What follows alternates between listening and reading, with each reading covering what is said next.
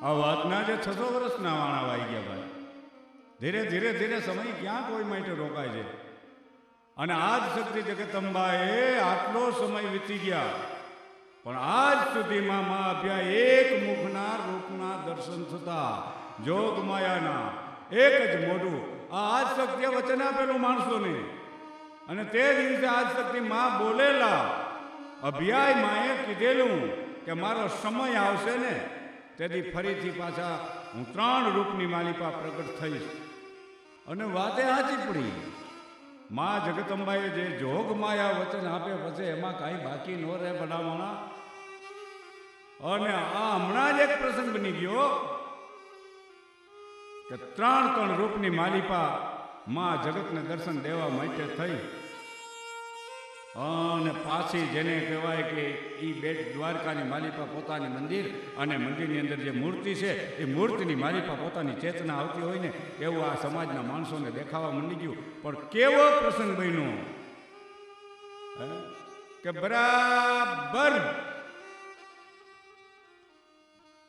બપોરનું ટાણું હોય છે, કહેવાય છે અહાડ મહિનો, અને અહાડ મહિનાનો વરસાદ જેમ ગાજે અને વાદળા એ હામ હામા અથડાતા હોય અને આબ ને ધરતીના વીજળી જાણે હળાવા કરતી હોય આવું જે રૂપક થાય. અને એ બેટની ધરતીની માલિપા મીંડા તેને કહેવાય કે થડકારા થવા. શું કામ? કે જમીનની માલિપાથી અવાજ આવતો હતો ભાઈ, અને જમીનની માલિપાથી જે અવાજ આવતો હતો એ મંદિરની માલિપા એક ભયંકર કડાકો થયો.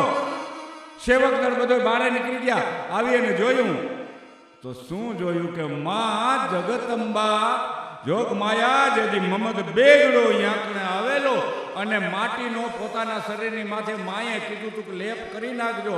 અને ઈ માં જગદંબા 3 મુખવાળી હતી પણ એક જ મુખ, અને એ માથે માટીનો લેપ જ્યારે થઈ ગયો વાતને મારશે વર્ષો વીતી ગયા. વર્ષો બાદ માને પોતાએ દીધેલી બધાને યાદ આવી ગઈ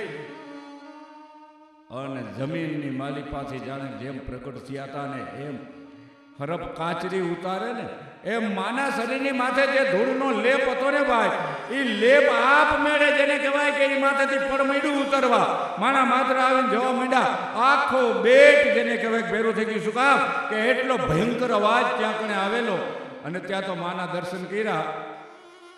સમય હતો ઈસવીસન પ્રમાણે 30/7/2006 દિતવાર રવિવાર અને દિવસના 3:30 વાગ્યાનું ટાણું હતું.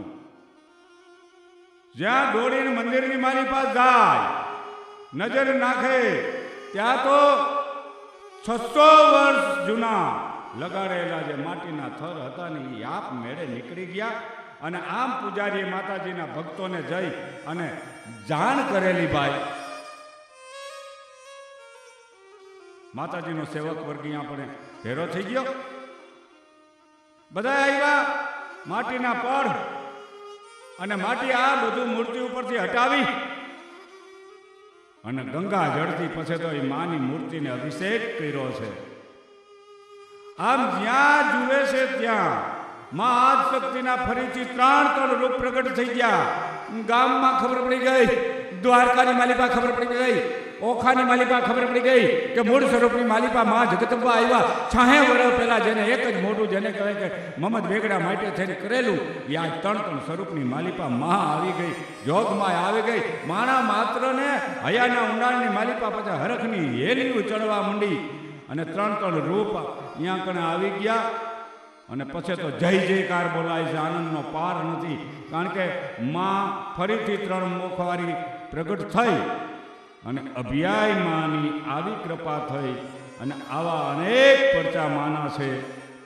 વાંજ્યાને પારણા બંધાવે, દુખિયાના દુઃખને ભાંગીને ભગવતી ભૂકો કરી નાખે. એ માં જોગ માયા એ આથમણા ઓરડાની માલિપા બેહવા વાળી આય. આજ પણ જે માણસ અહીંયા દર્શને જાય ને ત્યારે માં જાણે અંતરના આશીર્વાદની જડિયું વરહાવતી હોય ને એવું લાગે